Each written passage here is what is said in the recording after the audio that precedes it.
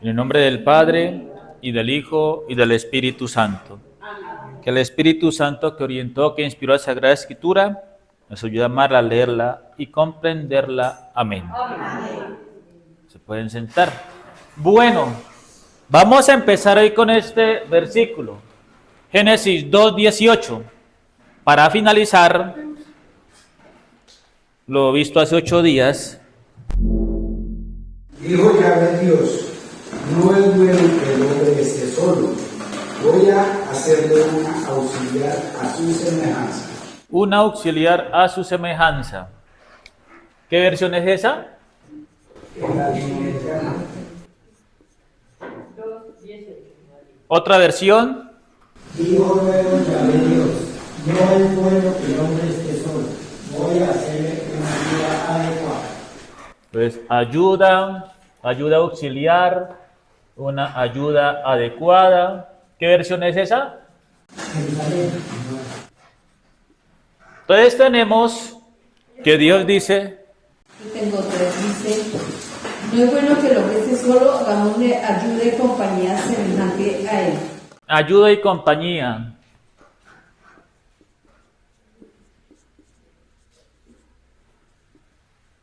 Entonces pareciera que lo que dice la Biblia cuando crea a la mujer, una ayuda adecuada. Si la tomamos como ayuda adecuada, vamos a ver como si la mujer hubiera sido creada para que le ayudara al hombre a trabajar. Es decir, se ve a la mujer como signo de servicio, de trabajo, ¿cierto? Eso se presta a pensar que entonces, en línea machista, la mujer fue creada para estar al servicio del hombre, porque dice como una auxiliar, como una ayuda adecuada, pero, cuando vamos al texto, dice Eser Negdog. O sea, ¿eso quiere decir ayuda? No, ¿El ser neto no quiere decir ayuda? para nada. Este terminito, Negdog, que es el que traduce las Biblias, como ayuda adecuada, significa estar frente. Estar frente a. Estar en el mismo nivel. Aquí la cosa ya cambia, porque entonces el texto hebreo resalta que Eva está frente a, es decir, maneja la misma dignidad que Adán. Por tanto, tiene los mismos derechos. Por eso es que a veces se piensa una línea machista cuando dice, es que usted fue creada para ayudarme a trabajar. Pero ya cuando vamos al texto, se resalta que es alguien que está al mismo nivel.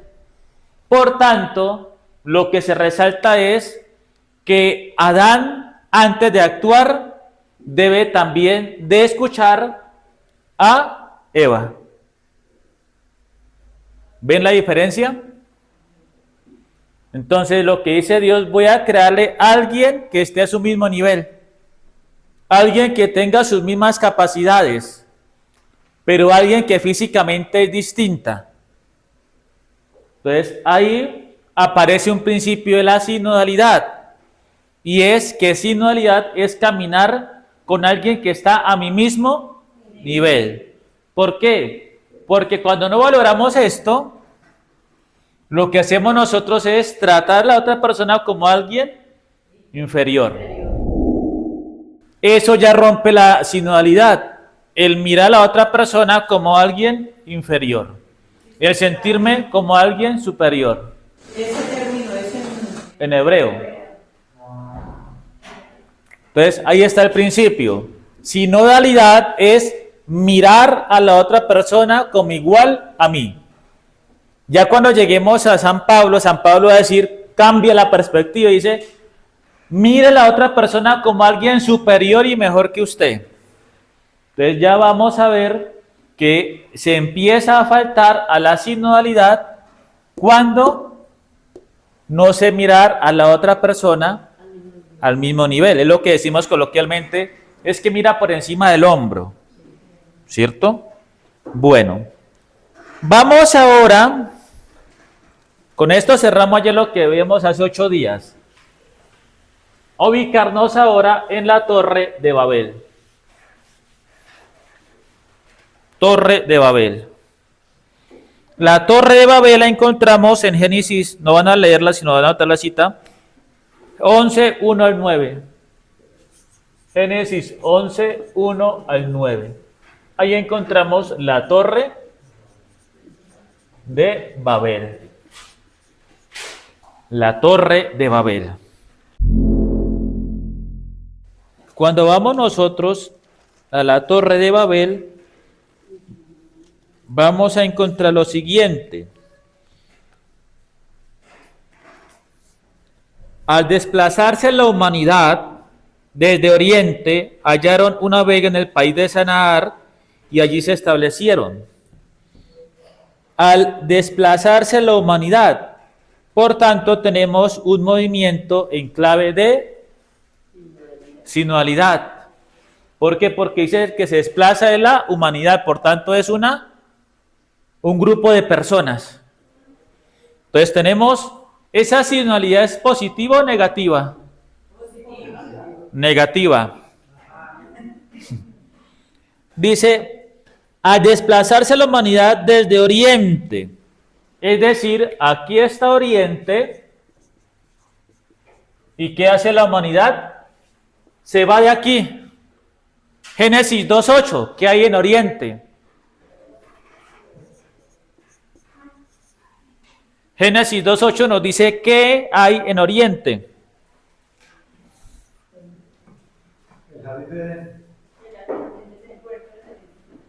¿Cómo dice Génesis? Luego plantó Yahvé Dios un jardín en Edén, al oriente, donde colocó al hombre que había formado. Es decir, el oriente es el lugar donde está Dios. Y por eso el movimiento es negativo, porque es un movimiento que aleja. Es decir, un movimiento que va en contra de la dirección de Dios. Si el oriente está Dios, ¿qué hace la humanidad? Crea un caminar que aparta de Dios. ¿Qué más tenemos ahí? ¿A dónde llegan? A cenar. Este punto es importante, cenar. ¿Qué será cenar?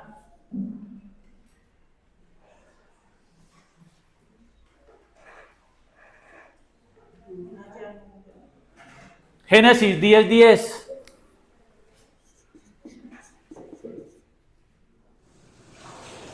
El comienzo de su reino fue Babilonia. Arad, Akkad y Calne, ciudades todas del país de Sinar. Entonces tenemos que Senar podemos ubicar como una región o país.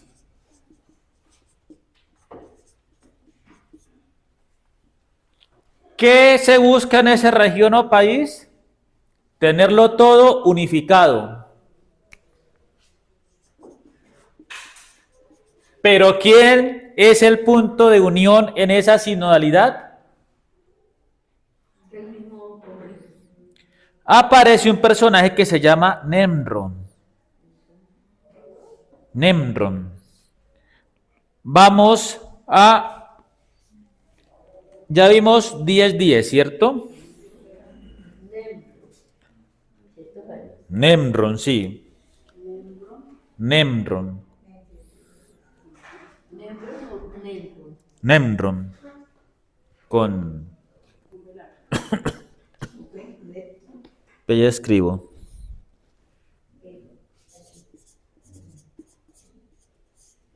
Nemrón. Luego, ¿qué tenemos ahí? Vamos ahora a 11:8.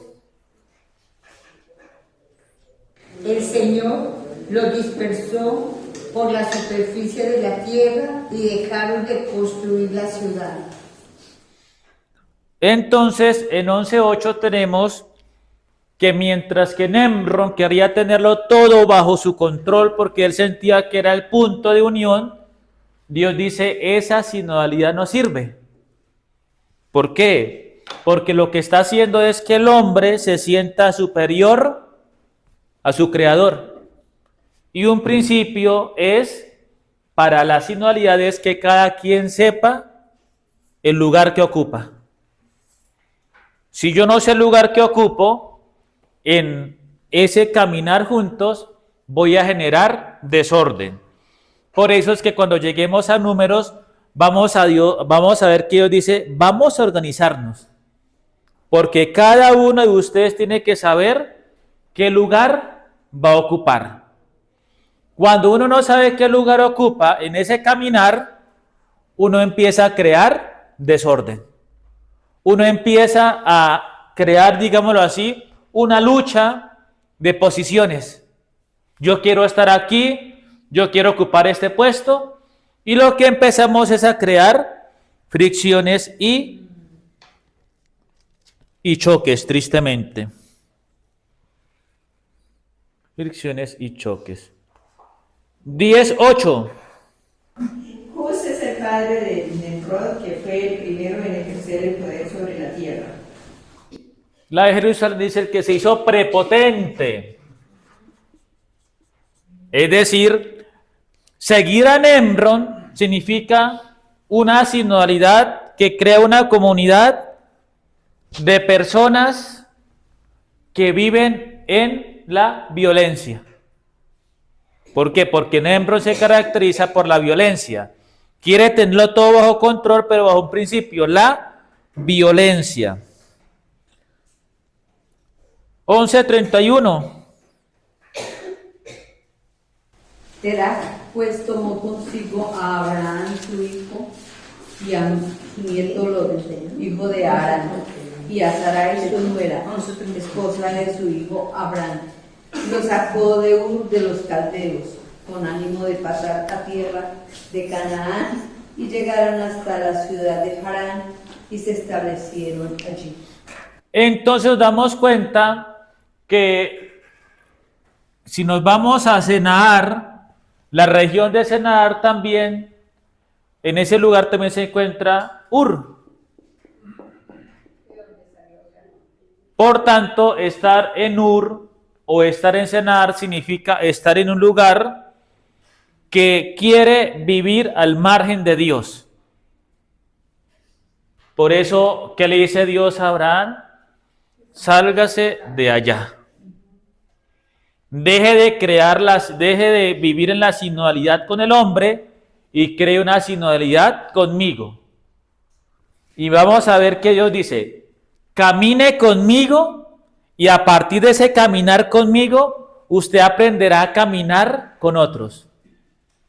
Porque ya Abraham no va a imponerse como Nemrod con violencia, sino que Abraham va a empezar a caminar desde la familiaridad. ¿Cómo se impone? Con la fuerza. ¿Cuál va a ser el principio de Abraham? La familiaridad. Entonces, ¿qué hace Abraham? Salir de un contexto donde él se da cuenta que es caminando bajo el orgullo del hombre y no bajo la mirada de Dios. ¿Cuál es el problema? Que Abraham tiene que dar un paso más.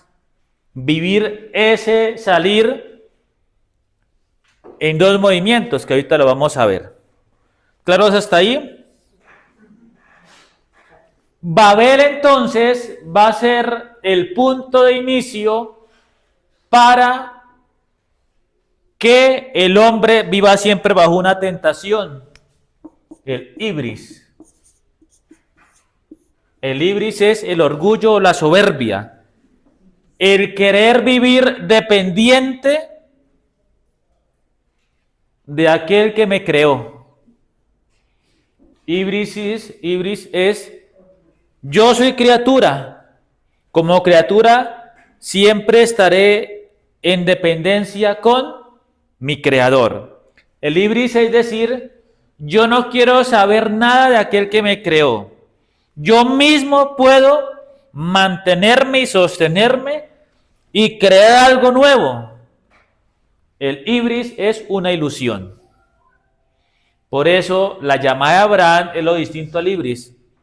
Es decir, Abraham es llamado a obedecer.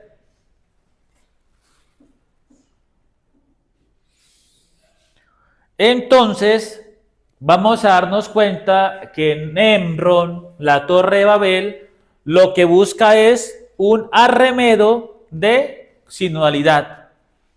Es decir, una comunión a partir del pensamiento del hombre.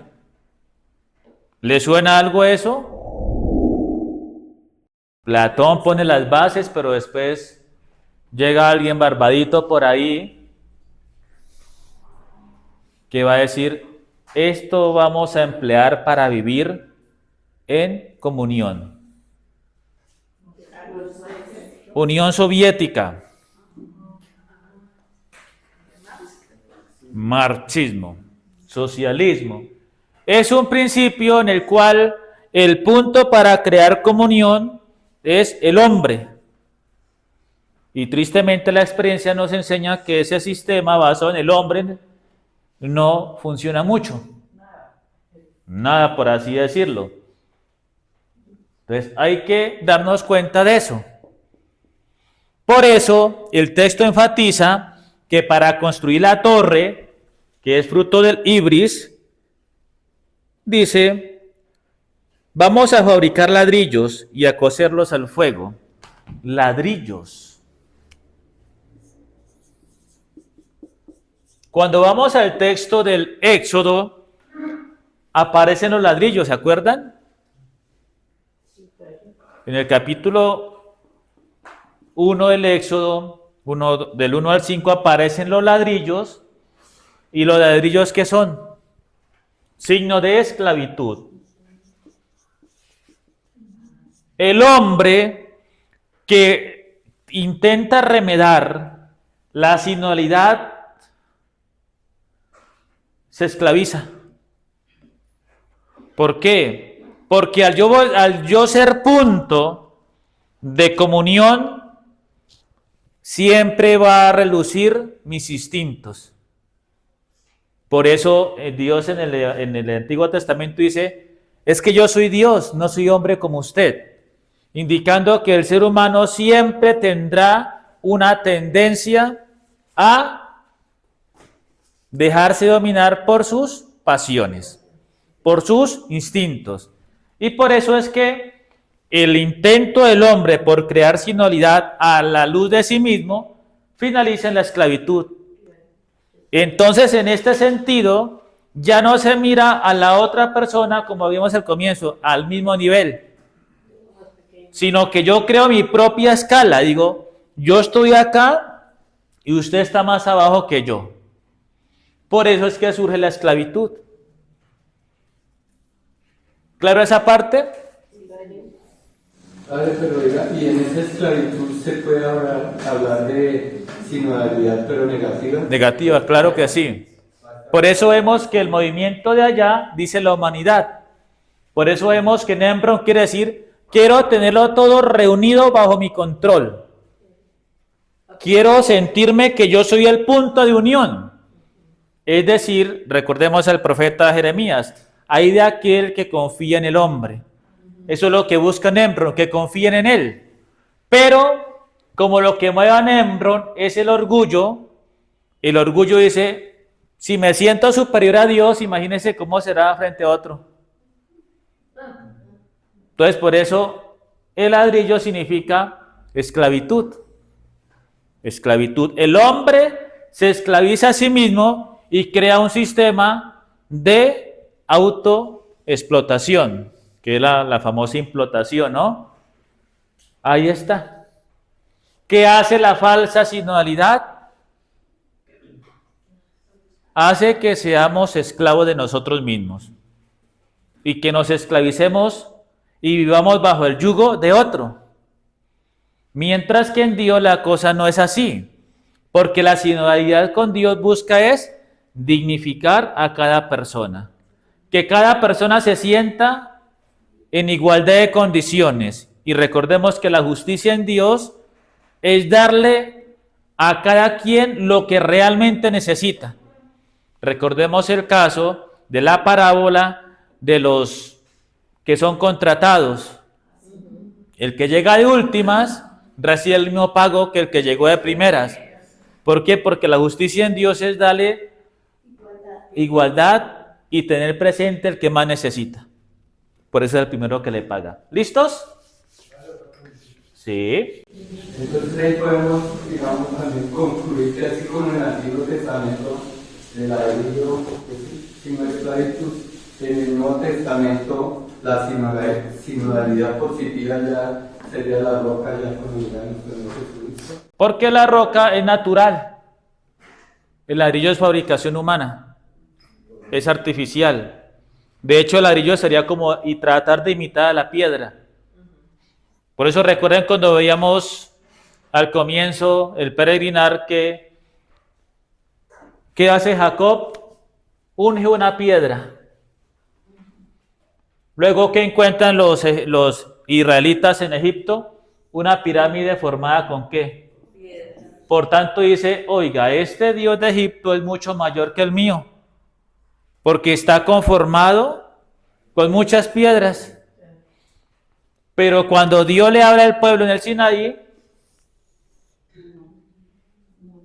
se da cuenta que el monte Sinaí puede contener muchas pirámides.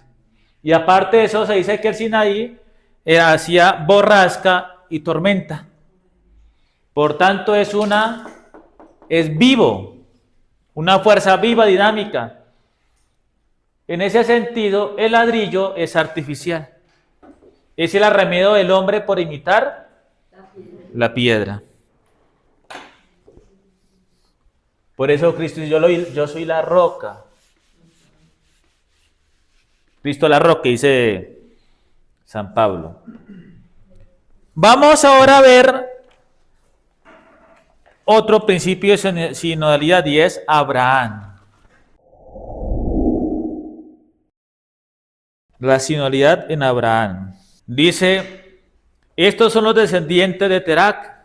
Terac engendró a Abraham, a Nahor y Harán. Eso está en el 11:27. Harán engendró a Lot. Harán murió en vida de su padre. Terac en su país natal, Ur de los Caldeos. Abraham y Nahor se casaron. La mujer de Abraham se llamaba Sarai y la mujer de Nahor, Milca, hija de Harán, el padre de Milca y Yisca. Sarai era estéril. Terac tomó a su hijo Abraham, a su nieto Lot, el hijo de Harán, y a su nuera, Sarai, la mujer de su hijo Abraham, y salieron juntos de Ur de los Caldeos para dirigirse a Canaán. Llegados a Harán, se establecieron allí. Entonces vamos a darnos cuenta que la vida de Abraham tiene dos sinodalidades. Pongámosle tres, pero primero dos.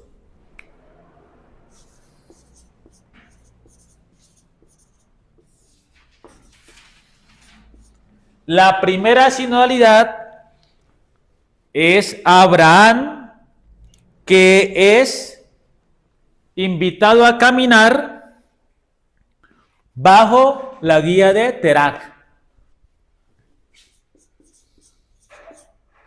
Terac, ¿por qué? Porque es el papá.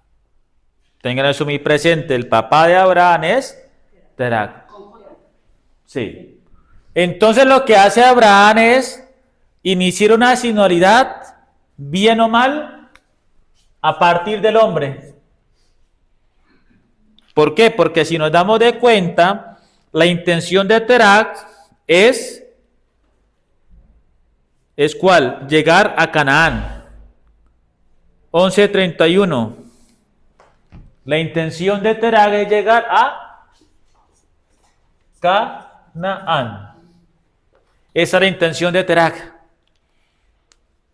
Esa primera intención no se cumple porque se quedan en Harán.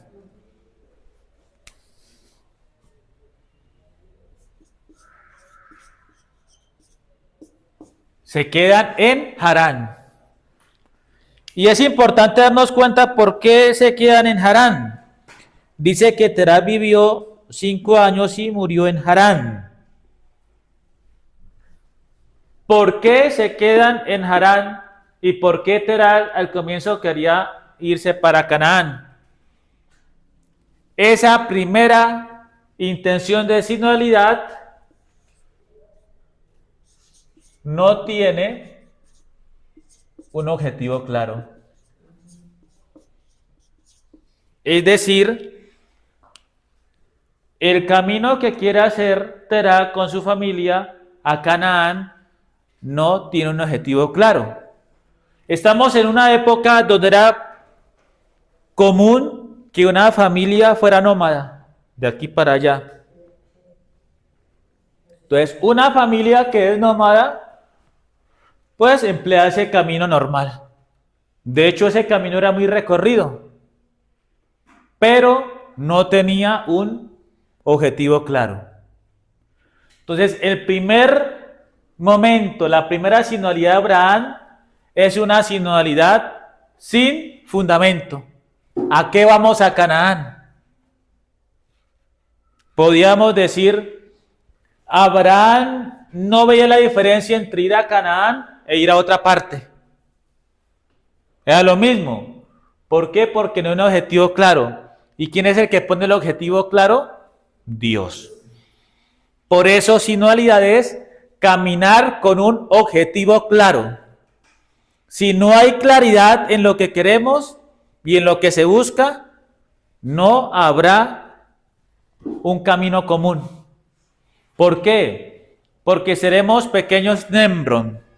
Quiero hacer esto, quiero hacer aquello, me gustaría esto. En cambio, el principio de la sinodalidad es un proyecto común. Un proyecto que tiene un objetivo.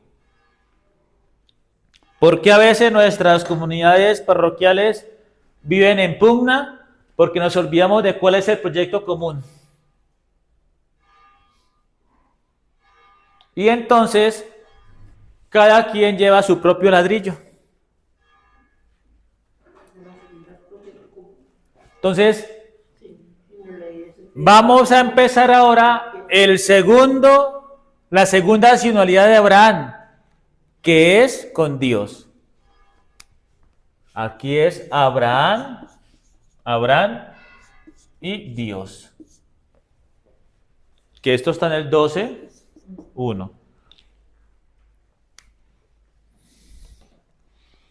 Yahvé dijo a Abraham: vete de tu tierra, de tu patria y de la casa de tu padre, a la tierra que yo te mostraré. Es decir, se plantea el mismo camino que es Canaán, pero ahora hay ¿qué? Un objetivo. Y el objetivo lo plantea no la incertidumbre humana, sino la certeza en Dios. El camino con Terah era el camino con incertidumbre. El camino con Dios es un camino que es certeza. Pero, dice, sal de tu tierra.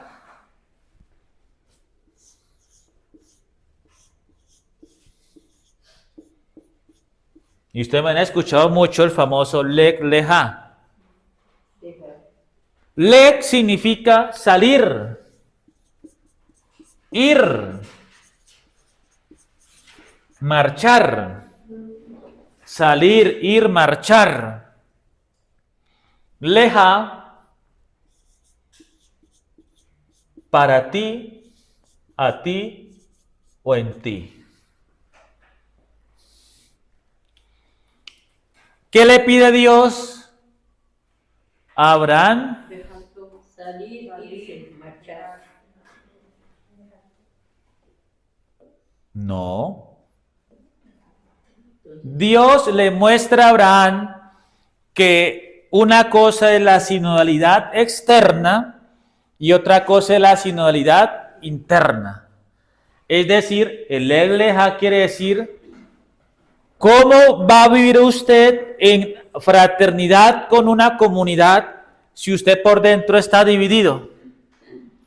Por eso quiere decir, salga afuera, pero primero entre en usted, conózcase, sane sus heridas, evalúe sus ilusiones.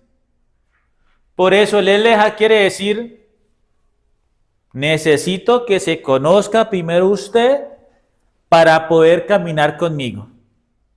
Y si nos damos de cuenta, la rebelión del pueblo de Dios es porque le falta el Lejá, es decir, espiritualidad. ¿Por qué? Porque si no hay espiritualidad y no conozco mis límites, bueno, pero ¿por qué tengo que caminar con estos? ¿Por qué tengo que aguantarme fulano de tal? ¿Por qué? ¿Por qué? ¿Por qué? Y algunos, recordemos que las letras hebreas, griegas y latinas tienen valor numérico, que se llama como la gematría. Gematría, que es el valor numérico de las letras. Y recordemos que en hebreo, como tal, las vocales pues no tienen mucha importancia. Por tanto, si ustedes se dan de cuenta, las letras que conforman el leg, las consonantes, algunos dicen eso da 50. Y si esto equivale a 50 y esto equivale a 50, ¿cuánto hay? 100. Por tanto, la sinodalidad consiste en 50% caminar hacia afuera y 50% caminar en mi propia espiritualidad. Es decir, interiorizando las cosas. Cuando digo interiorizando las cosas, hay un personaje que hace eso en el Nuevo Testamento. Y María guardaba todo en su corazón. Es decir, aunque estaba caminando permanentemente con José, luego con Jesús, ella permanentemente también estaba todo eso llevándolo a su alma, a su espíritu, mirando las cosas a nivel interno. Hablando entonces del Lejá, se puede comparar con, digamos, cuando estamos hablando de sinodalidad, que tiene que ver con el ser y el hacer. Podía ser. Digamos que ahora en la actualidad, para ser verdaderos discípulos y misioneros, tenemos que Primero ser para hacer. Pero ahí sería, primero soy para aprender el valor del otro. ¿Por qué? Porque si entendemos mal el Lejá, podemos cerrarnos el orgullo. Yo. Por eso le manda después el Lek. No se encierren usted, aprenda a caminar con el otro, con aquel que está afuera. Por eso es que el Lejá dice, ¿cómo pretende usted llegar a otra persona? ¿Cómo pretende usted orientar a otra persona? ¿Cómo pretende usted exigirle a otra persona cosas si usted no se conoce a sí mismo? ¿Listos? Un ejemplo. ¿Se acuerdan la estructura del querigma?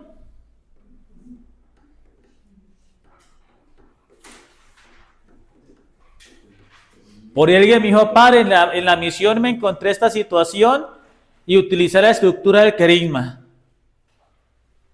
¿Cuál es?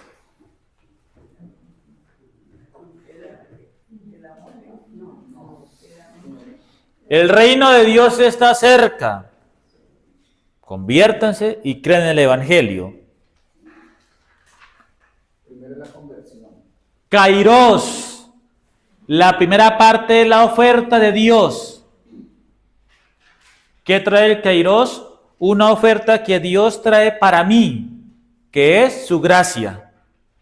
Y fruto de esa gracia, yo digo, oiga, Dios está haciendo esto por mí. Ahora, ¿cómo le respondo yo a Dios ante tanto amor? Conversión. Renuncio a mi forma de vida pecaminosa, fe, me acerco a Él.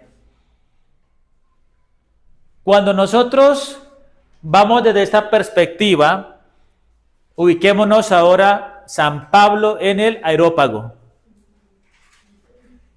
San Pablo presenta ahí a la perfección lo que es cómo anunciar el querigma, porque él ya ha hecho esto. Hagan ustedes de cuenta, este es el Areópago. San Pablo entra y ve por acá estatuas de dioses. Ve por allá estatuas de dioses. Ubiquen ustedes a San Pablo en la espiritualidad del profeta Elías. ¿Se acuerdan que Elías es el que se enfrenta a los profetas de Baal y los acaba? ¿Qué hubiera hecho San Pablo si entra en esa actitud, en ese Areópago?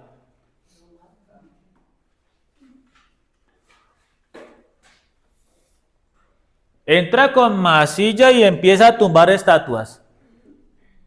¿Por qué? Porque entra en un lugar de idolatría. Porque podría entrar, ustedes son paganos, ustedes están siguiendo a dioses falsos, ustedes están cayendo en la abominación, eso no es así, y a tumbar estatuas. Pero San Pablo entra con el querigma, no entra exigiendo, sino ofreciendo una gracia. ¿Y qué hace San Pablo? Mira el contexto. Y entre todas esas estatuas que hay, se da cuenta que hay un lugar que dice al Dios desconocido. Y entonces San Pablo no empieza a decir, oiga, esos son ídolos, yo les vengo a anunciar al Dios verdadero. No, San Pablo tiene que saber cómo llegar y es ofreciendo algo. La gracia, la persona de Dios dice, acá dice el Dios desconocido, me queda perfecto. Vengo a hablarles de este Dios. Entonces ahí San Pablo presenta que él se conoce bien, por eso hace este movimiento. Como él se conoce bien, tiene que también saber lo que hay afuera. Y dice, ese salir de sí mismo significa saber enfrentar la realidad. ¿Y qué es San Pablo? Les habla, no les dice, ustedes son unos paganos, ustedes son unos pecadores, no. Les hablo de este Dios y es Jesús, que murió por nosotros, que nos enseñó, y la cosa iba bien hasta que dice, y resucitó. ¿Y qué le dicen? Te escucharemos más tarde. ¿Y se acuerdan por qué dicen te escucharemos más tarde? Porque ellos no creían en la resurrección. No.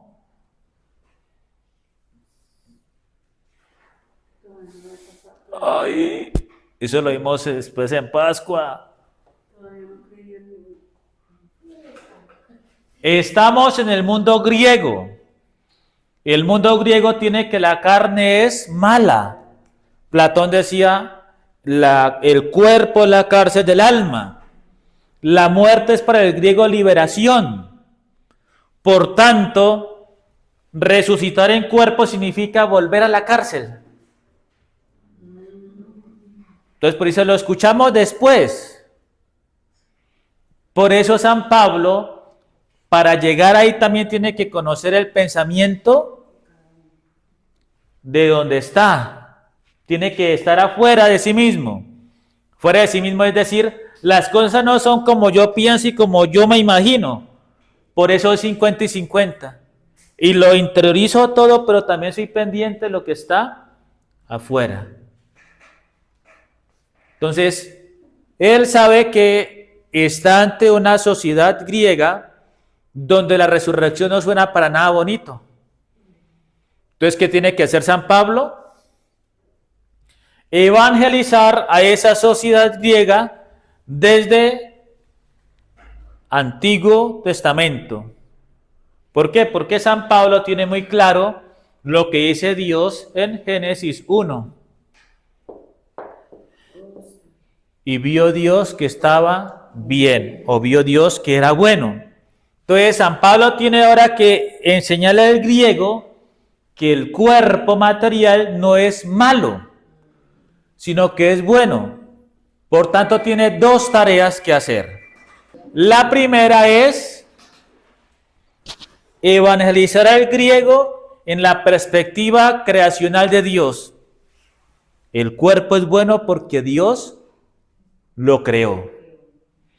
Y luego, desde esa perspectiva, hablarle de por qué es importante la resurrección.